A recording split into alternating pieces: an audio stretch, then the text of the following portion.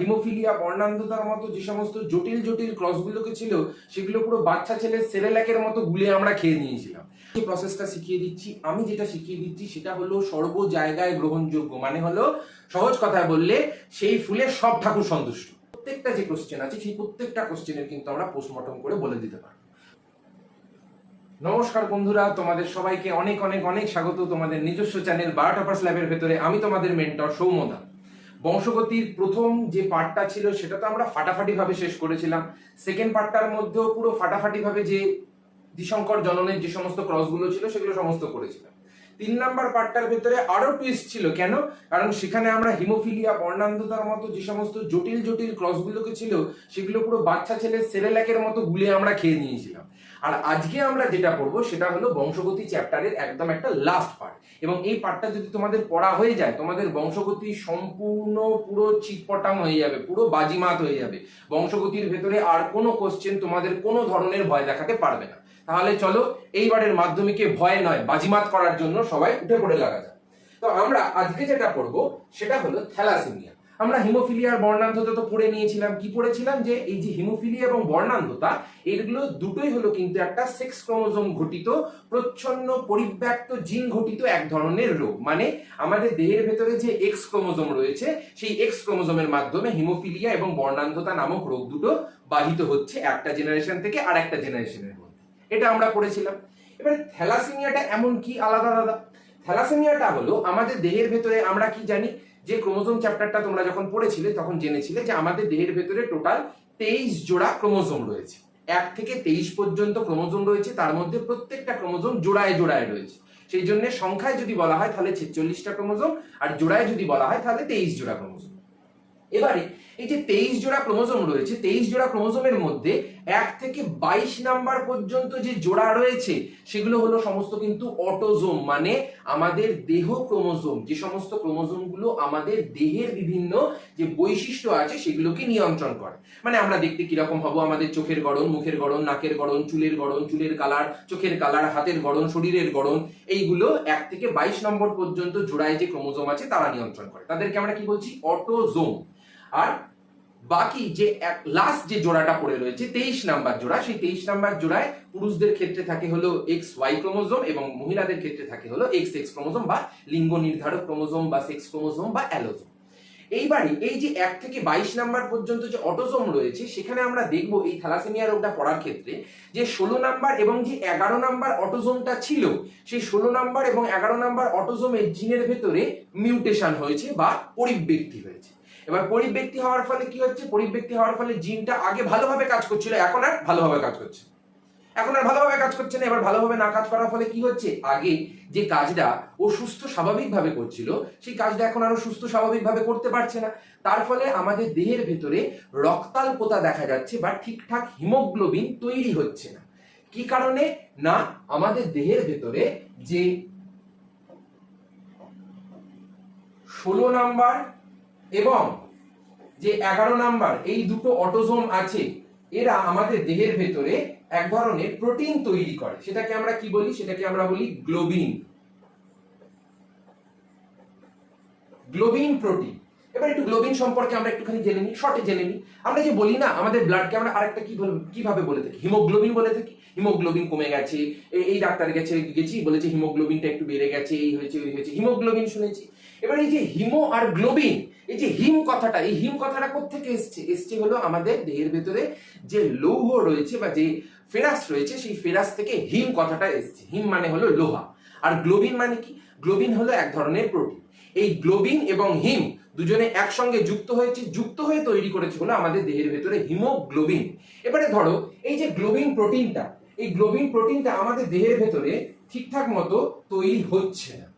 তাহলে শুধুমাত্র হিম একা একা বসে বসে এ তো আর হিম শীতল করা কাজ না যে হিম করছে ঠকঠক করে কাঁপছে হয়ে গেল ব্যাপারটা, তা না। হিম তো একা কিছু করতে পারবে না, হিমের সঙ্গে তো গ্লোবিনকেও লাগবে, তারপরে তো তৈরি হবে হিমোগ্লোবিন। সেই জন্য আমরা বলে থাকি যে মানুষের ক্ষেত্রে দেখা যাচ্ছে যে অটোজোম বাহিত একটা প্রচ্ছন্ন পরিব্যাপ্ত জিন ঘটিত একটা জন্মগত রোগ, যেখানে রক্তের ভেতরে এক্ষুনি আমরা পড়বো যে 16 নাম্বার যে ক্রোমোজোমটা রয়েছে সেটা আলফা গ্লোবিন জিন তৈরি করে এবং যে 11 নাম্বার ক্রোমোজোমটা রয়েছে সেটা বিটা গ্লোবিন জিন তৈরি করে।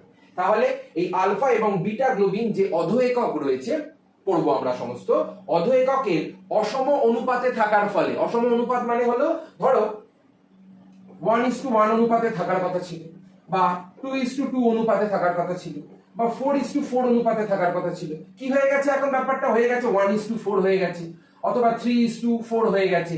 এই যে অসম অনুপাত, এই যে অসম অনুপাত সমান নয়, সেটাকেই আমরা বলে থাকি থ্যালাসেমিয়া। এবারে থ্যালাসেমিয়া কেন হচ্ছে এক্ষুনি বললাম, ত্রুটিপূর্ণ গ্লোবিন জিনের ফলে কিন্তু এই থ্যালাসেমিয়াটা দেখা যাচ্ছে। তার প্রধান প্রধান কে রয়েছে সূত্রপাতে, একটা হলো আলফা গ্লোবিন জিন এবং একটা হলো এই যে বিটা গ্লোবিন জিন। এই দুইজনের গড়মেলের ফলে এই দুই ভাই মিলে একসঙ্গে ঠিকঠাক মতো উৎপন্ন হচ্ছে না, সেই জন্য আমরা দেখতে পাচ্ছি যে হিমোগ্লোবিন যেটা রয়েছে সেই হিমোগ্লোবিনটা ঠিকঠাক মতো আমাদের দেহের ভেতরে উৎপন্ন হচ্ছে না, এবং আমাদের দেহের মধ্যে অ্যানিমিয়া তৈরি হচ্ছে। অ্যানিমিয়া মানে হলো রক্তাল্পতা। দেখবে অনেক সময় ডাক্তাররা এরকম চোখের তলাটা টেনে দেখে না যে চোখের তলায় ঠিকঠাক মতো ব্লাড আছে কিনা, একদম যদি দেখবে সাদা ফ্যাকাশে হয়ে যায় তার মানে ব্লাডটা অনেকটা কমে গেছে। বিভিন্ন টেস্টও হয়, শুধুমাত্র চোখ দেখে নয়। এই যে আমাদের দেহের ভেতরে যে ব্লাডটা কমে গেছে তার ফলে কি হবে, সবসময় মাথাটা ঝিমোচ্ছে, শরীরটা দুলছে, কিছু ভাল লাগছে না, বমি বমি পাচ্ছে, এরকম বিভিন্ন ধরনের সিমটমস আমরা দেখতে পাই। এবারে কে কে প্রথম এটা নামকরণ করেছিলেন বা লক্ষ্য করেছিলেন সেটা কিন্তু পরীক্ষায় খুব জিজ্ঞাসা করে, এটা কিন্তু একদম স্টার মার্ক। এই কোশ্চেনটা কিন্তু আসবেই আসবে এবং জিজ্ঞাসা বেশিরভাগ সময় করে থাকে। 80 to 90% টাইম কিন্তু কে নামকরণ করেছেন এটা আসে শর্ট কোশ্চেনের ভেতর। কে নামকরণ করেছিলেন, বিজ্ঞানী হুইপল এবং ব্র্যাডফোর্ড, এই দুজন বিজ্ঞানী ছিলেন, এরা কিন্তু থ্যালাসেমিয়া কথাটার প্রথম নামকরণ করেছিলেন। এবারে এর সঙ্গে আরেকটা খুব গুরুত্বপূর্ণ, আরো মোস্ট ইম্পর্টেন্ট গুরুত্বপূর্ণ, সেটা কি, সেটা হলো এই যে থ্যালাসা শব্দের অর্থ, এটার মানেটা কি। এটার মানেটা হলো এই যে থ্যালাসেমিয়া না, এই থ্যালাসেমিয়া যখন আমরা সুপার মক 2টা দেবো সেখানে আমরা দেখবো এই থ্যালাসেমিয়াটাকে আমরা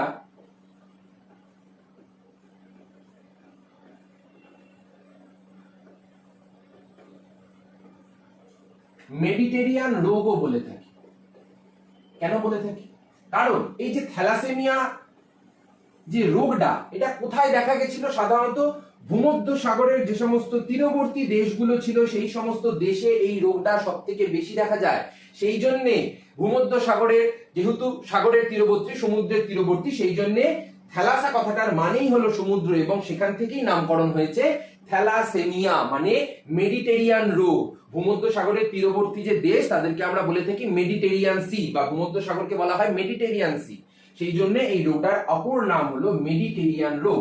এটা খুব ইম্পর্টেন্ট এবং এইটা দিয়ে কোশ্চেন আসার চান্স কিন্তু অনেক বেশি, কারণ থ্যালাসেমিয়াটা অনেক সময় খুব ডাইরেক্ট হয়ে যায়, সেই জন্য থ্যালাসেমিয়ার অপর যে নামটা রয়েছে সেই নামটা দিয়ে কিন্তু আমাদের জিজ্ঞাসা করতে পারে। এরপরে চলে আয় যে থ্যালাসেমিয়ার যে কারণগুলো, মানে আলটিমেটলি কি কারণের জন্য হচ্ছে। আমরা এক্ষুনি বললাম না যে আমাদের দেহের ভেতরে আলফা 1, আলফা 1, আলফা 2, আলফা 2, আর এখানে বিটা 1, বিটা 2, ঠিক আছে। আমরা এই এ বি দিয়ে পড়বো না, কেন, কারণ আমাদের আলফা গ্লোবিন জিন আর বিটা গ্লোবিন জিনের কারণে।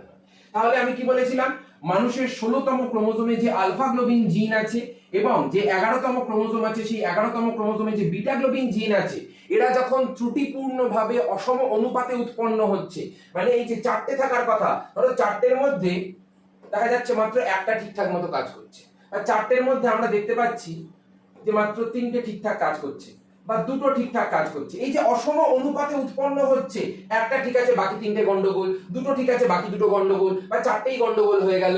এই যে অসম অনুপাত, তার ফলে কি হচ্ছে, এরা ঠিকঠাক মতো গ্লোবিন প্রোটিনটাকে কিন্তু তৈরি করতে পারছে না। এবার যেহেতু এরা গ্লোবিন প্রোটিন তৈরি করতে পারছে না, সেই জন্য এরা হিমের সঙ্গে গ্লোবিনকে যুক্তও করাতে পারছে না, গ্লোবিন তো শরীরের ভেতরেই নেই, সেই জন্য আমাদের দেহের ভেতরে একটা থ্যালাসেমিয়া নামক রোগের কিন্তু সৃষ্টি হয়ে থাকে। তাহলে 16তম ক্রোমোজোমে আমরা 2 জোড়া আলফা গ্লোবিন জিন আমরা দেখতে পাই, যেটা আমরা এক্ষুনি দেখলাম, এই যে 2 জোড়া, 1 2 3 4, 2 জোড়া হয়ে গেল। এবং যে 11তম ক্রোমোজোম আছে সেখানে একটি করে মোট 2টি, মানে এখানে হবে একটি জোড়া করে মোট 2টি বিটা গ্লোবিন জিন আমরা দেখতে পাই। দেখো এখানে 1 2, 2টো বিটা গ্লোবিন জিন আমরা দেখতে পাচ্ছি। এবারে এই যে 2HbA1 2HbA2, অনেক সময় এগুলোকে আমরা ক্যাপিটাল A1 ক্যাপিটাল A2 দিয়েও ডিনোট করে থাকি, অনেক সময় আমরা আলফা 1 আলফা 1 আলফা 2 এরকম দিয়েও ডিনোট করে থাকি। অনেক তোমাদের কাছে যদি শিক্ষক বা সহায়িকা বই থাকে সেখানেও দেখবে বিভিন্ন জায়গায় বিভিন্ন রকম ভাবে দেয়া থাকে। সেই জন্য আমি সবকিছুই আলোচনা করে দিচ্ছি যাতে তোমাদের বুঝতে অসুবিধা না হয়। এই যে যাহাই A1 তাহাই হলো কিন্তু আলফা 1, ঠিক আছে?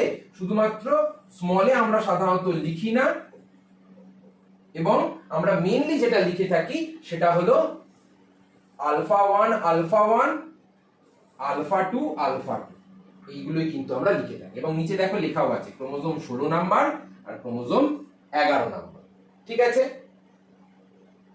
তারপরে চলে আসো আমাদের থ্যালাসেমিয়ার, শুধুমাত্র এবারে আমরা আলফা থ্যালাসেমিয়া দেখব। এবারে প্রথমে আমি কি বলেছিলাম, আলফা 1 আলফা 1 আলফা 2 আলফা 2 এরকম ভাবে থাকছে, চারটে গ্লোবিনের অধো একক রয়েছে। এবার এখানে এই চারটে অধো এককের মধ্যে আমি প্রথমে ধরে নিলাম প্রথম কেসটা হলো স্বাভাবিক। সবাই ঠিক আছে, খুব ভালো কথা, একদম অল গুড। প্রথমে দেখা গেল যে একটা মাত্র গ্লোবিন জিনের মধ্যে গন্ডগোল দেখা গেছে, একটা মাত্র গ্লোবিন জিনের ক্ষেত্রে গন্ডগোল দেখা গেছে। তখন আমরা সেটাকে কি বলছি? তখন আমরা সেটাকে বলছি কোনো ধরনের উপসর্গ নেই এবং কোনো ধরনের অস্বাভাবিকতা নেই। কেন? কারণ বাকি যে তিনটে আছে এরা ব্যাকআপে দিয়ে দিচ্ছে, এরা ব্যাকআপে কাজ চালিয়ে দিচ্ছে, এরা ব্যাকআপে গ্লোবিন প্রোটিন তৈরি করে দিচ্ছে এবং সেই গ্লোবিন প্রোটিন দিয়ে কিন্তু কাজ চলে যাচ্ছে। সেই জন্য কোনো ধরনের উপসর্গ আমরা দেখতে পাচ্ছি না। এবারে ধরো দুটোর মধ্যে সমস্যা হয়েছে, 1 নাম্বার 2 নাম্বার, তখন আমরা এটাকে কি বলি? তখন আমরা এটাকে বলে থাকি মাইনর।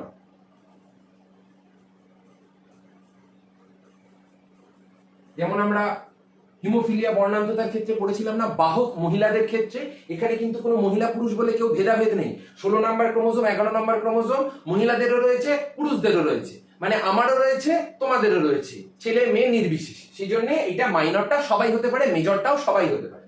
তাহলে এটা হয়ে গেল মাইনর, যেখানে আমরা বলছি আলফা থ্যালাসেমিয়া মাইনর মানে হলো হোমোজাইগাস, স্মল এ হয়ে যাচ্ছে বা ক্যাপিটাল এ স্মল এ হয়ে যাচ্ছে। এবারে ধরো তিনটের মধ্যে সমস্যা হয়েছে, এখানে তিনটের মধ্যে সমস্যা হয়েছে। যখন তিনটের মধ্যে সমস্যা হচ্ছে মানে এবারে তো একটা গুরুতর ভাই ব্যাপার হয়ে গেছে, ভারী কেস হয়ে গেছে। এবার ভারী কেস হয়ে যাওয়ার ফলে কি হচ্ছে, এই একটা মাত্র যে আলফা 2 রয়েছে এ ব্যাকআপে কাজ চালাতে পারছে না, সেই জন্য এই টাইমটাকে আমরা বলে থাকি মেজর,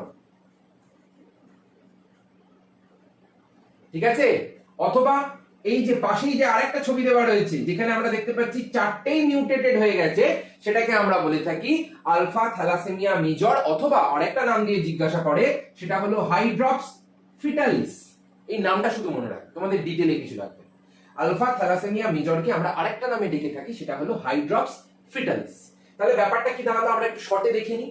যে পরিণত হিমোগ্লোবিনের যে অণুগুলো ছিল সেখানে আমরা দেখতে পাচ্ছি যে চারটে যে আলফা গ্লোবিন জিন ছিল, সেই চারটে আলফা গ্লোবিন জিনের ভেতরে যদি কোনো ধরনের ত্রুটি তৈরি হতে শুরু করে, যদি প্রথমে একটার মধ্যে হয় তাহলেও আমাদের কিছু যায় আসছিল না, তারপরে যখন দুটোর মধ্যে হলো তখন বাহক কিন্তু তেমন ভাবে উপসর্গ দেখা যাচ্ছে না। আলফা থ্যালাসেমিয়া মাইনর মানে হলো উপসর্গহীন, কিন্তু তার দেহের ভেতরে রয়েছে, সে মাইনরলি এফেক্টেড।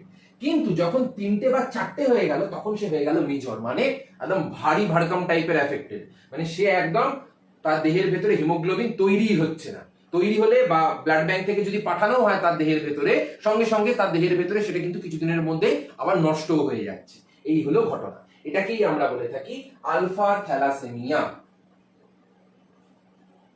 আমি তাও এই ছবিটাকে একটু পরিষ্কার করে দিচ্ছি, কারণ এই ছবিটা কিন্তু তোমরা অবশ্যই নিজেদের খাতার মধ্যে নোট ডাউন করে নেবে, কারণ এই ছবিটা কিন্তু যখন থ্যালাসেমিয়ার প্রকারভেদ চাইবে তখন এই ছবিটা দেবে এবং তার সঙ্গে সঙ্গে সাইডে যে ডিনোটেশনস গুলো রয়েছে সেগুলো দেবে। তোমাদের নাম্বার 100 এর মধ্যে 100 উঠবে, 100 এর মধ্যে 100 উঠবে, এটা আমার গ্যারেন্টি, কারণ এর উপরে আর কিছু লেখার দরকার পড়ে না, এই ছবিটাই সব কথা বলে। এই ছবিটা দেবে, এইটুকু লিখবে, ব্যাস কেল্লা ফতে, আর কিছু দরকার পড়বে না। তারপরে চলে আসো বিটা থ্যালাসেমিয়া।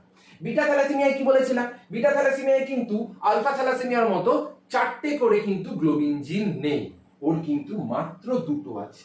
তাহলে স্বাভাবিক মানে কি হয়ে যাবে? স্বাভাবিক মানে হয়ে যাবে যখন দুটোই ঠিকঠাক আছে, দুটোর মধ্যে কোনো ধরনের পরিবর্তন হয়নি, তখনই সেটা হয়ে গেল স্বাভাবিক।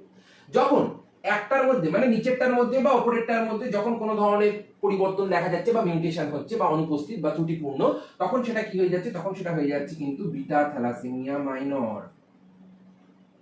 বিটা থ্যালাসেমিয়া মাইনর কেন? কারণ আগেরটাই আমরা কি দেখেছিলাম, আমাদের কাছে চারটে ছিল, চারটের ভেতর থেকে যদি একটা কেটে নিই তাও তিনটে থাকছে, তারপরেও একটা কেটে নিই তাও দুটো থাকছে। এরা ব্যাকআপে চালিয়ে দিচ্ছে গ্লোবিন প্রোটিন তৈরি করে, কিন্তু এর কাছে তো রয়েছেই দুটো, তার মধ্যে যদি একটা বন্ধ হয়ে যায় তার মানে মাইনর হয়ে গেল, আর তারপরে যদি দুটো বন্ধ হয়ে যায় তার মানে কি হয়ে যাচ্ছে, দুটো যদি ত্রুটিপূর্ণ হয়ে যায়, বন্ধ মানে ত্রুটিপূর্ণ হয়ে যায়, তখন সেটা হয়ে যাচ্ছে বিটা থ্যালাসেমিয়া মেজর, যেখানে কিন্তু যে বিটা গ্লোবিন যে প্রোটিন রয়েছে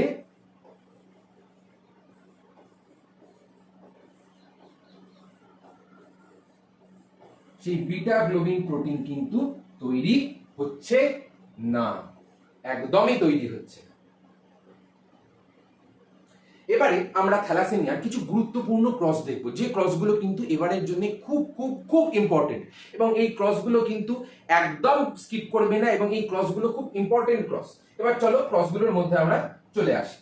এবার প্রথমে ধরো তোমাদের বললো যে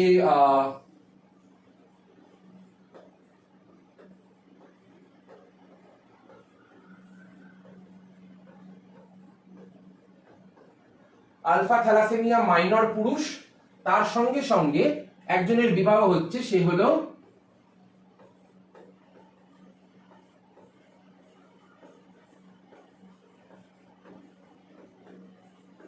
স্বাভাবিক মহিলা। এবারে আলফা থ্যালাসেমিয়া মাইনর পুরুষ, এখানে বইয়ের ভেতরে তোমরা অনেক ধরনের দেখবে, বিভিন্ন জায়গায় বিভিন্ন রকম থাকে, কিন্তু আমি যে প্রসেসটা শিখিয়ে দিচ্ছি, আমি যেটা শিখিয়ে দিচ্ছি সেটা হলো সর্ব জায়গায় গ্রহণযোগ্য, মানে হলো সহজ কথায় বললে সেই ফুলে সব ঠাকুর সন্তুষ্ট।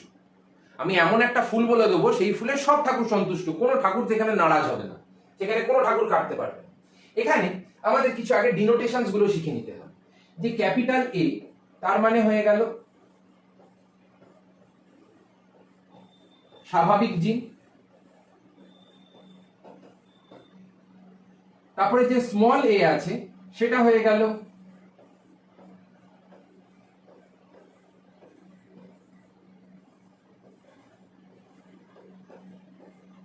থ্যালাসেমিয়ার প্রচ্ছন্ন জিন,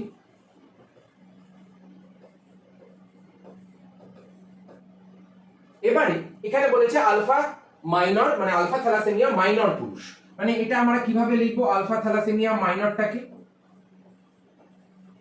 আমি এটা ইংলিশে লিখলাম, তোমরা পুরোটা লিখবে আলফা থ্যালাসেমিয়া মাইনর পুরুষ। এবারে পুরুষকে আমরা কিভাবে দেখাচ্ছি, পুরুষকে আমরা দেখাচ্ছি ক্যাপিটাল এ স্মল এ। কেন? কারণ ডবল ডবল আমরা লিখবো, ক্যাপিটাল এ মানে হলো একদম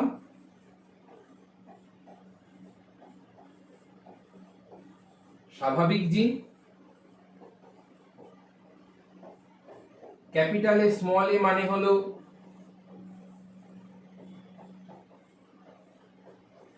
আক্রান্ত মাইনর,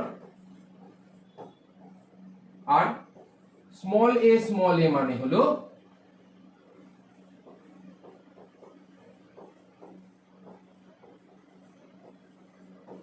থ্যালাসেমিয়া মেজর। এই তিনটে আমাদের মনে রাখতে হবে, এবং তার সঙ্গে সঙ্গে যে দুটো দেবে আমাদের সেটা কিন্তু আমাদের লিখতে হবে। তাহলে এটা হয়ে গেল প্যারেন্টাল জেনারেশন। এবার এই প্যারেন্টাল জেনারেশনে আমাদের জিনোটাইপ গুলো কি লিখবো আমরা, এরকম দুটো দাগ দেব, দাগের উপরে একটাই লিখবে ক্যাপিটাল এ, একটাই লিখবে স্মল এ, এটাতেও লিখবে ক্যাপিটাল এ, এটাতেও লিখবে ক্যাপিটাল এ। কেন? কারণ ক্যাপিটাল এ মানে হলো স্বাভাবিক মহিলার কথা বলা হচ্ছে বা স্বাভাবিক পুরুষের কথা বলা হচ্ছে, এখানে কিন্তু আলাদা করে মহিলা পুরুষ আমি কিছু বলিনি, কারণ এটা অটোজোমাল, এটা সবার ক্ষেত্রে সেম। আর মাইনরের ক্ষেত্রে আমরা সবসময় কি বলবো, ক্যাপিটাল এ স্মল। তাহলে এখানে যখন গ্যামেট উৎপন্ন হচ্ছে, এখান থেকে তো এক ধরনেরই গ্যামেট উৎপন্ন হচ্ছে, আমরা সবাই জানি, যেহেতু একটা হোমোজাইগাস এটা। এবারে এখান থেকে কি উৎপন্ন হচ্ছে, এখান থেকে একটা ক্যাপিটাল এ উৎপন্ন হচ্ছে আর একটা স্মল এ উৎপন্ন হচ্ছে, এটা কি, এটা হলো গ্যামেট। এবারে এই গ্যামেট গুলোর মধ্যে ধরো আমি মিলন ঘটাবো, তাহলে এটাই কি হয়ে গেল, ক্যাপিটাল এ আর ওদিক থেকে আর একটা ক্যাপিটাল, আর এটার সঙ্গে যদি এটার মিলন ঘটাই তাহলে কি হয়ে যাচ্ছে, ক্যাপিটাল এ তার সঙ্গে স্মল, মানে যে সন্তানরা জন্ম নিয়েছে তার মধ্যে 50% হলো একদম স্বাভাবিক, আর 50% হলো থ্যালাসেমিয়া মাইনরে কিন্তু আক্রান্ত। এই ধরনেরই ক্রস কিন্তু তোমাদের দেবে। তারপরে চলো আরেকটা আমরা ক্রস করি। ধরো দেয়া রয়েছে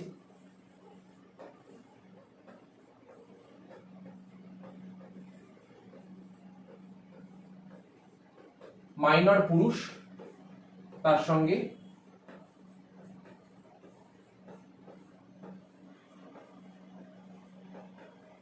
মাইনর মহিলা।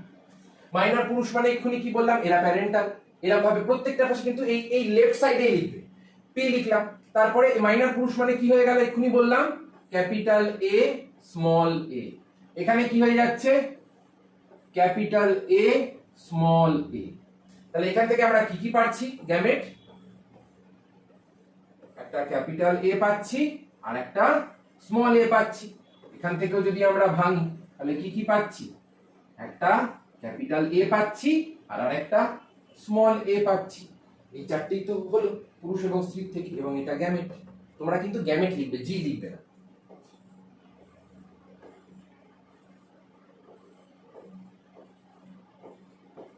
এগুলো চিহ্নগুলো ইউজ করবে, capital A small A, capital A small A. তাহলে এই সন্তানটি হয়ে গেল একদম স্বাভাবিক, এটা হয়ে গেল মাইনর, থ্যালাসেমিয়া মাইনরে আক্রান্ত, এটাও হয়ে গেল থ্যালাসেমিয়া মাইনরে আক্রান্ত, এবং এইটা হয়ে যাচ্ছে থ্যালাসেমিয়া মেজরে আক্রান্ত।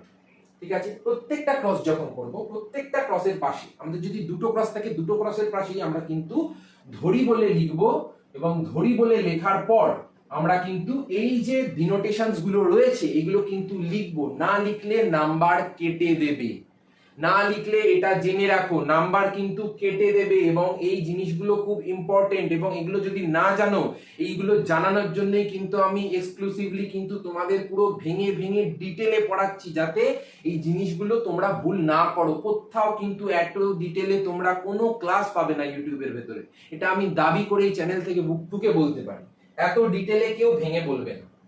এটা হয়ে গেল। এবার এখান থেকে তোমাদের কোশ্চেন কি দেবে, কোশ্চেন হয়তো বললো যে থ্যালাসেমিয়া মাইনরে আক্রান্ত সন্তান সন্ততি পার্সেন্টেজটা বলো, কত হয়ে যাবে, 50% হয়ে যাচ্ছে। বা বললো থ্যালাসেমিয়া মেজরে আক্রান্ত সন্তানদের পার্সেন্টেজটা বলো, তখন কি হয়ে যাচ্ছে, তখন হয়ে যাচ্ছে হলো 25%। যদি বলে স্বাভাবিক সন্তান সন্ততিদের পার্সেন্টেজটা বলো, তখনও হয়ে যাচ্ছে 25%। এইরকম করে আমরা প্রত্যেকটা ভাগকে কিন্তু প্রত্যেকটা যে কোশ্চেন আছে সেই প্রত্যেকটা কোশ্চেনের কিন্তু আমরা পোস্টমর্টম করে বলে দিতে পারি। শুধু বেসিক জিনিসগুলো আমাদের মাথায় রাখতে হবে যে কোনটা কাকে কি বলছে, এবং সেইটা পরবর্তীতে কিভাবে আমরা সেই ডিনোটেশনস গুলো লিখে আমরা প্রেজেন্ট করব। আমরা সুন্দরভাবে প্রেজেন্ট করব, এবং সেই সুন্দরভাবে প্রেজেন্ট করার ফলে আমাদের কিন্তু সুন্দর নাম্বার উঠবে। একটা কিন্তু সবসময় মনে রাখবে যে শুধুমাত্র কিন্তু রাইটিং যে আমরা করছি সেই রাইটিং এর উপরে কিন্তু নাম্বার সবসময় ওঠে না। অনেক সময় আমাদের যে প্রেজেন্টেশন, সেই প্রেজেন্টেশনও কিন্তু অনেক ম্যাটার করে। সেই এমন লিখলাম, সেই কাকের পায়ে কালি দিয়ে ছেড়ে দিয়েছি, মনে হচ্ছে কাক ছোপ ফেলে চলে গেছে, ছাপড়া ছাপড়া সব ছোপ পড়ে রয়েছে, এমন জঘন্য হাতের লেখায় লিখেছি, কিন্তু লিখেছি পুরো 100-100 মতো, ওরকমে কিন্তু নাম্বার কেটে যাবে। হাতের লেখাটা মেনটেন করতে হবে, হাতের লেখাটা ছাড়া ছাড়া করে, কারো যদি খুব বাজে হাতের লেখা হয় একটু ছাড়া ছাড়া করে লিখবে, কিন্তু পরিষ্কার করে লিখবে। কেন? কারণ এই প্রেজেন্টেশন অনেক ম্যাটার করে। যিনি খাতা দেখছেন তার কিন্তু ওই অঢেল সময় নেই যে তোমার খাতা নিয়ে, একটা খাতা নিয়েই যে উনি 24 ঘন্টা বসে থাকবে। উনি হয়তো আধ ঘন্টার মধ্যে 3-4টে খাতা দেখবে। সেই রকম ভাবে আমাদের পরিষ্কার ফাঁকা ফাঁকা করে আমি পরিষ্কার সবকিছু শিখিয়ে দেবো যে তোমরা কি করে প্রেজেন্ট করবে, তোমরা কি করে খাতা বানাবে, তোমরা কি করে লিখবে, কোনটা আগে লিখবে কোনটা পরে লিখবে, কোনো চিন্তার ব্যাপার নেই, সব আমি শিখিয়ে দেবো। শুধু প্রথম থেকে শেষ পর্যন্ত এই চ্যানেলের মধ্যে তোমরা যদি টিকে থাকো, আমি এটুকু দাবি করে বুক ঠুকে বলতে পারি যে আমি তোমাদের এমন ভালো লাইফ সায়েন্সে করে দেবো, এত নলেজ দিয়ে দেবো, এত কনসেপ্ট বিল্ড আপ করে দেবো যে তোমরা কোনোদিন চিন্তা শক্তি তোমাদের বাইরে ছিল, কোনোদিন চিন্তা করে হয়তো দেখিনি। এরপরে চলে আসো থ্যালাসেমিয়ার যে লক্ষণগুলো আমরা দেখতে পাই। থ্যালাসেমিয়ার বেসিক সমস্যাটা কি দেখলাম আমরা, যে গ্লোবিন যে প্রোটিনটা আছে সেই গ্লোবিন প্রোটিনটা কিন্তু তৈরি হচ্ছে। এবার গ্লোবিন প্রোটিনটা যেহেতু তৈরি হচ্ছে না, তার ফলে আমাদের হিমোগ্লোবিন নিতে হচ্ছে, মানে ব্লাড ব্যাংক থেকে ব্লাড নিতে হচ্ছে। এবার আমরা যতবার করে আলাদা আলাদা ভাবে ব্লাড নিচ্ছি, তাহলে একই ব্লাড গ্রুপ, এ পজিটিভ, বি পজিটিভ বা বি নেগেটিভ, এ নেগেটিভ, একই ব্লাড গ্রুপ, কিন্তু বিভিন্ন ব্যক্তির থেকে যখন নেওয়া হচ্ছে, প্রত্যেকটা ব্যক্তির দেহের কিন্তু লৌহ যে রয়েছে রক্তের ভেতরে তার পরিমাণটা আলাদা আলাদা। তার ফলে যখন বারবার বারবার আমরা রক্ত নিই তখন আমাদের কি হয়, তখন আমাদের যে প্লীহা রয়েছে সেই প্লীহার ভেতরে লৌহ সঞ্চয় হয়ে যায় এবং সেটাকে বলা হয় আয়রন ওভারলোডিং। অনেকে মনে করা হয়তো আয়রন পিঠে বেশি চাপিয়ে দিয়েছে যে বেঁকে গেছে, তা নয়। আয়রন ওভারলোডিং মানে হলো বারবার রক্ত সঞ্চালনের ফলে আমাদের বিভিন্ন ধরনের যে সমস্ত গ্রন্থিগুলো রয়েছে দেহের ভেতরে বা অঙ্গগুলো রয়েছে সেগুলো কিন্তু ক্ষতিগ্রস্ত হচ্ছে। কারণ বিভিন্ন ব্যক্তি বিভিন্ন রকমের রক্ত, বিভিন্ন তাদের দেহের ভেতরে কম্পোজিশন রয়েছে, তার ফলে হৃৎপিণ্ড, আমাদের যে সমস্ত অন্তঃক্ষরা তন্ত্র যেগুলো হরমোন ক্ষরণ করছে সেইগুলো কিন্তু তাদের কার্যকারিতাটা সম্পূর্ণরূপে কিন্তু হ্রাস পাচ্ছে। এবং তার সঙ্গে সঙ্গে আমাদের দেহের ভেতরে যে হিমোগ্লোবিনটা সাধারণ আছে, ধরো আমি পাঠালাম আজকে, 5-6 দিনের মধ্যে দেখবে হিমোগ্লোবিনটা নষ্ট হয়ে গেছে। কেন? কারণ যেহেতু গ্লোবিন প্রোটিন তৈরি হচ্ছে না, সেই জন্য হিমোলাইসিস প্রক্রিয়ার মাধ্যমে, হিমো কথাটার মানে কি এবং লাইসিস মানে কি, হিমোলাইসিস মানে হলো হিমোগ্লোবিনকে ভেঙে দেওয়া, লাইসিস কথাটার মানেই হলো ভাঙন। এবারে ভেঙে যাওয়ার ফলে কি হচ্ছে, ভেঙে যাওয়ার ফলে প্লাজমা পর্দাগুলো বিদীর্ণ হয়ে যাচ্ছে এবং বিদীর্ণ হয়ে গিয়ে হিমোগ্লোবিনটা মুক্ত হয়ে যাচ্ছে, মানে হিমোগ্লোবিনটা ফেটে যাচ্ছে। এবং ফেটে যাওয়ার ফলে কি হচ্ছে, ফেটে যাওয়ার ফলে আমরা যে রোগটা দেখতে পাই সেটাকে বলা হয় হিমোলাইটিক অ্যানিমিয়া। মানে একটা হিমোগ্লোবিন ছিল, সেই হিমোগ্লোবিনটা এরকম পর্দাটা ফেটে গেছে, ফেটে গিয়ে বাইরের দিকে সমস্ত জিনিসপত্র বেরিয়ে পড়েছে। এবার এই ধরনের যে অ্যানিমিয়াটা, যেখানে হিমোগ্লোবিন ফেটে গিয়ে রক্তাল্পতা তৈরি করছে, সেটাকে আমরা বলে থাকি হিমোলাইটিক অ্যানিমিয়া। এবং লাস্ট যেটা হলো সেটা হলো প্লীহার বৃদ্ধি বা যেটাকে বলা হয় স্প্লিনোমেগালি। মানে মানে আমাদের এই যে ভেঙে যাওয়া, নষ্ট হয়ে যাওয়া যে হিমোগ্লোবিন গুলো, এগুলো যাচ্ছে কোথায়? মনে হয় না যাচ্ছেটা কোথায়? টয়লেটের মাধ্যমে তো বেরিয়ে যাচ্ছে না, মলের মাধ্যমে তো বেরিয়ে যাচ্ছে না, ঘামের মাধ্যমে তো বেরিয়ে যাচ্ছে না, তাহলে যাচ্ছেটা কোথায়? যাচ্ছে হলো এই হিমোগ্লোবিন গুলোকে আমাদের যে স্প্লিন বা যে প্লীহা রয়েছে সেই প্লীহাগুলো খায়, প্লীহাগুলো ক্যাপচার করতে থাকে, যে শরীরের ভেতরে এই সমস্ত ধ্বংস হয়ে যাওয়া কোষগুলোকে বা গঠনগুলোকে আমরা নষ্ট করে খেয়ে নেব। এবার এক সময় দেখা যাচ্ছে যে বিনষ্ট আরবিসি কে অপসারণ করতে করতে করতে করতে করতে করতে প্লীহাটা এতটাই বড় হয়ে যায়, তার ফলে আমরা দেখতে পাচ্ছি যে সেটাকে আমরা বলে থাকি তখন স্প্লিনোমেগালি। মানে আমরা থ্যালাসেমিয়া পড়তে গিয়ে আরো 3টে ঘটনা দেখলাম। কি কি 3টে ঘটনা দেখলাম? একটা হলো হিমোলাইসিস দেখলাম, যেখানে দেখা যাচ্ছে যে হিমোগ্লোবিনের যে অণুগুলো রয়েছে সেগুলো নিজে থেকেই ফেটে যাচ্ছে। একটা দেখলাম আমরা স্প্লিনোমেগালি, যেখানে দেখা যাচ্ছে যে আমাদের যে ফেটে যাওয়া বা ধ্বংস হয়ে যাওয়া যে হিমোগ্লোবিন আছে সেগুলোকে প্লীহা আকারে খাচ্ছে এবং খেতে খেতে খেতে খেতে এতটাই বড় হয়ে যাচ্ছে, সেটাকে আমরা বলি স্প্লিনোমেগালি। মেগালি কথাটার মানেই হলো বড় হয়ে যাওয়ার, স্প্লিনো মানে হলো স্প্লিন থেকে এসেছে, প্লীহাকে আমরা স্প্লিন বলি। আরেকটা হলো আয়রন ওভারলোডিং, এক্ষুনি বললাম, বারবার ব্লাড আসছে, দেহের মধ্যে সঞ্চিত হচ্ছে, তার ফলে কি হচ্ছে, আমাদের দেহের ভেতরে বিভিন্ন ধরনের যে গ্রন্থি বা যে অঙ্গ সেগুলো ক্ষতিগ্রস্ত হয়ে যাচ্ছে। এই হয়ে গেল তোমাদের থ্যালাসেমিয়ার পুরো পোস্টমর্টম করে পড়াশোনা। এরপরে আমরা যেটা করব সেটা হলো জেনেটিক কাউন্সিলিং। জেনেটিক কাউন্সিলিংটা কি দাদা? জেনেটিক কাউন্সিলিং হলো যখন ধরো তুমি একটা কোনো বড় ইউনিভার্সিটিতে ভর্তি হবে বা কোনো একটা ইনস্টিটিউটে বড় ভর্তি হবে, নিটের জন্য বা জেইর জন্য ভর্তি হবে, সেখানে দেখবে বাইরের দিকে ডেস্কে অনেক কাউন্সিলররা বসে থাকে, যারা তোমায় ফার্দার তুমি ভবিষ্যতে কি করতে চাও সেই তত্ত্বাবধানে তোমাদেরকে ফার্দার তোমাদের দিশা দেখাবে। সাপোজ বলতে পারো যে আমিও এক প্রকারের কাউন্সিলর, আমিও এক প্রকারের মেন্টর। কেন? কারণ আমিও তোমাদের প্রপার কি ওয়েতে পড়ে এগোতে হবে সেটা কিন্তু আমি তোমাদের সাজেস্ট করছি, তোমাদের আমি কিন্তু ইউটিউবে এসে পড়াচ্ছি, ঠিক আছে? এবারে কাউন্সিলিংটা কেন করা হয়? কাউন্সিলিংটা করা হয় তার কারণ হলো, ধরো কারুর একজন থ্যালাসেমিয়া মাইনর এবং একজন হলো স্বাভাবিক মহিলা, টেস্ট করে তারা জানতে পেরেছে।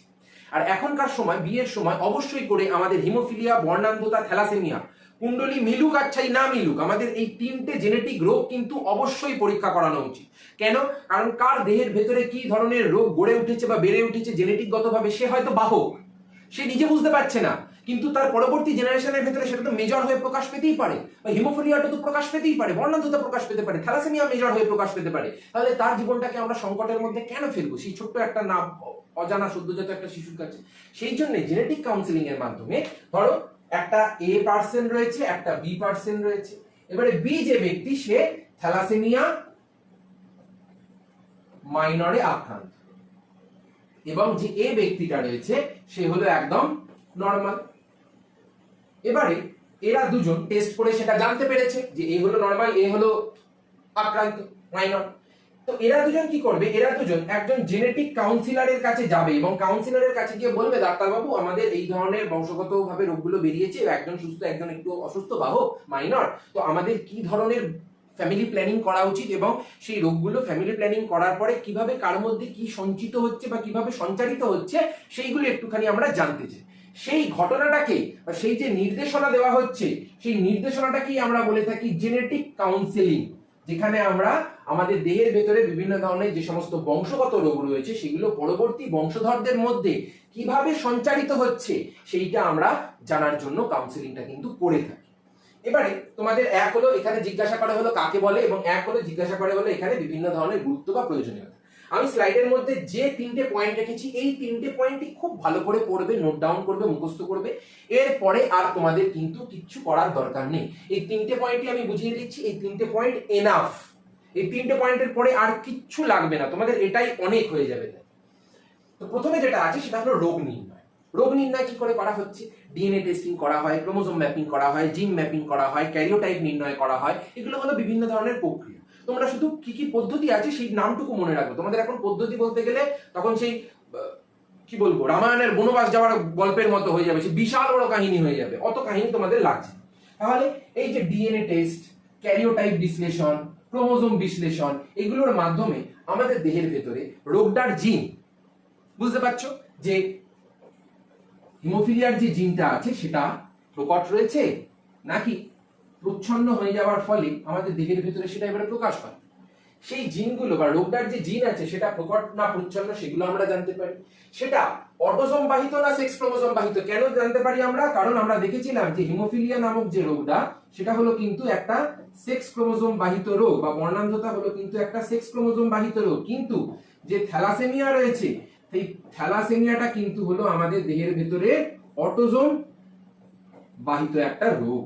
সেই জন্য দুই ধরনেরই ক্রোমোসোমের মধ্যে আমরা টেস্ট করে দেখি। এছাড়া ক্রোমোসোম বাহিত বা ক্রোমোসোমের ডিসলোকেশন ট্রান্সলোকেশন সংক্রান্ত বিভিন্ন ধরনের আরো রোগ আছে। সেগুলো কি কি আছে, সেগুলো একটা হলো ডাউন সিনড্রোম আছে, একটা টার্নার সিনড্রোম রয়েছে, এছাড়াও সিকল সেল অ্যানিমিয়া রয়েছে, থ্যালাসেমিয়া রয়েছে। এই ধরনের বিভিন্ন রোগ কিন্তু আমরা নির্ণয় করতে পারি এবং সেই নির্ণয় করার পরে আমাদের বিয়ে করা কিভাবে উচিত, কার সঙ্গে উচিত, কিভাবে ফ্যামিলি প্ল্যানিং করা উচিত সেগুলো কিন্তু আমরা আলোচনা করে জানতে পারি। সেকেন্ড কি আছে, রোগের কারণ বিশ্লেষণ। রোগটা কেন হয়েছে, কি ধরনের ত্রুটি হচ্ছে, সেখানে কি সমস্যা আমরা দেখতে পাচ্ছি, যে রোগী তার ভেতরে আমরা কি প্রবলেম দেখতে পাচ্ছি, পরবর্তীতে বিয়ে করলে পরবর্তী যে জেনারেশন তাদের ভেতরে সেই রোগটা যাওয়ার সম্ভাবনা কিরকম, সেই সমস্তগুলো আমরা রোগের কারণগুলোকে বিশ্লেষণ করে থাকি। তাদের বাবা মার যে যারা প্যারেন্টস হচ্ছে তাদের বাবা মার কি ধরনের রোগের সঞ্চার ছিল, তাদের যে হিস্ট্রি রয়েছে ফ্যামিলি হিস্ট্রি জেনেটিকে সেইটা আমাদের তত্ত্বাবধান করে দেখতে হবে। এই সমস্ত বিভিন্ন আমরা সংজ্ঞাগুলো কিন্তু আমরা দেখি। এছাড়াও পরবর্তী প্রজন্মের রোগের সম্ভাবনা, এই যে বারবার বলছি পরবর্তী প্রজন্মের জন্যই কিন্তু এটা কাউন্সেলিং করা হয়। কারণ কোনো একটা ছেলে বা কোনো একটা মেয়ে সে থ্যালাসেমিয়া মাইনরে আক্রান্ত, তার কিন্তু তেমন ভাবে কিছু যায় আসছে, বা হিমোফিলিয়ার বাহক হয়ে সেই মহিলাটা বসে রয়েছে, তার কিন্তু কিছু যায় আসছে না। কিন্তু পরবর্তী যে জেনারেশন আসছে সেই পরবর্তী জেনারেশনের ভেতরে কতটা পরিমাণে সেই রোগটা ছড়িয়ে যেতে পারে বা পৌঁছে যেতে পারে সেইটা দেখার জন্য, সেইটা জানার জন্য কিন্তু আমাদের পরবর্তী প্রজন্মের রোগের সম্ভাবনা কিন্তু অবশ্যই করে জানতে হবে এবং সেই দম্পতিকে বা সেই উডবি প্যারেন্টসদের গিয়ে কিন্তু কাউন্সেলিং করাতে হবে, না হলে কিন্তু ফিউচার যে জেনারেশন তাদের কিন্তু সম্পূর্ণ লাইফটা পুরো রুইন্ড হয়ে যাবে। কেন? কারণ আমরা না জেনে যদি সন্তান সন্ততি নিই তার মানে সেটা হলো সন্তান সন্ততিকে একটা বিপদের মুখে ঠেলে দেওয়া। সে হিমোফিলিয়া আক্রান্ত হতে পারে, সে বর্ণান্ধতায় আক্রান্ত হতে পারে, সে থ্যালাসেমিয়া মেজরে আক্রান্ত হতে পারে, তার পুরো জীবনটাই তো রুইন্ড হয়ে যাচ্ছে। একটা অত বড় রোগ, সেই রোগটা তো তাকে ধীরে ধীরে তো পুরো কুড়ে কুড়ে খেয়ে ফেলবে। সেই জন্য এইগুলো করার আগে আমাদের জেনেটিক কাউন্সেলিং এবং এখনকার দিনে বিবাহ সম্পন্ন করার আগে অবশ্যই করে হিমোফিলিয়া, বর্ণান্ধতা, থ্যালাসেমিয়া, আরো বিভিন্ন জেনেটিক রোগ রয়েছে, ডাউন সিনড্রোম, টার্নার সিনড্রোম, এই রোগগুলোর টেস্ট অবশ্যই করানো উচিত। কেন? কারণ কুণ্ডলী ম্যাচ করুক না করুক, বারবার বলছি এই রোগগুলো কিন্তু খুব মারাত্মক রোগ। এই রোগগুলো যদি একবার ফার্দার জেনারেশনের মধ্যে চলে যায়, ফার্দার জেনারেশনে পুরো লাইফটাকে রুইন্ড করে ছেড়ে দেবে। ঠিক আছে, তাহলে আজকের মতো এতটাই থাকলো। এতটাই তোমাদের পুরো বংশগতি ছিল। বংশগতির কিন্তু পুরো আমরা কিল্লা ফতে করে দিয়েছি, আর কিন্তু কিচ্ছু বাকি নেই বংশগতির ভেতরে। তোমাদের আজকে যতটা বললাম ততটা খুব ভালো করে বাড়িতে পড়বে। আমি এটা শুক্রবারই আপলোড করে দিচ্ছি, এটা খুব ভালো করে তোমরা পড়বে এবং এইটা পড়ার পরে তোমাদের হোয়াটসঅ্যাপ গ্রুপে আমি যে ডেলিকার যে কাজগুলো দিচ্ছি সেগুলো তোমরা আশা করি খুব ভালো করে করছো সবাই বাড়িতে, এবং সেখানে আমি বিভিন্ন ধরনের ক্রস করাচ্ছি, বিভিন্ন ধরনের ক্রস প্র্যাকটিস করানোর জন্য ডেলি আমি কোশ্চেন আপলোড করছি, এবং সেগুলো দেখার পর আমি দাবি করে বলতে পারি যে তুমি চোখ ফেরাতে পারবে না, এমন ভাবে জিনিসগুলোকে প্র্যাকটিস করানো হচ্ছে। সেই জন্য খুব ভালো করে পড়াশোনা করতে থাকো। মাধ্যমিক 2027 কিন্তু এবারে আমাদের বাজিমাত করতেই হবে লাইফ সায়েন্সে। কেন? কারণ লাইফ সায়েন্সে 100 তোলাটা পুরো জল ভাত একটা ব্যাপার। অনেকে মনে করে যে লাইফ সায়েন্স মুখস্থ করতে হবে, এই করতে হবে, ওই করতে হবে, কানে আঙুল দিয়ে করে দুলে দুলে পড়তে হবে, এরকম কিছু করতে হবে না আমার কাছে। আমি এমন ভাবে বুঝিয়ে দেবো, এমন ভাবে লাইফ সায়েন্সের সঙ্গে প্রেম করিয়ে দেবো, পুরো মনে হবে অন্য কারোর সঙ্গে প্রেম করার দরকারই পড়বে না, লাইফ সায়েন্সের সঙ্গেই প্রেম হয়ে গেছে। লাইফ সায়েন্স হলো এত সুন্দর একটা সাবজেক্ট, না এখানে কোনো ধরনের অঙ্কের ছক্কাশাকষি রয়েছে, না এখানে কোনো ধরনের জটিলতা রয়েছে, না এখানে বিভিন্ন ধরনের রাসায়নিক বিক্রিয়া রয়েছে, এরকম কিচ্ছু ব্যাপার নেই।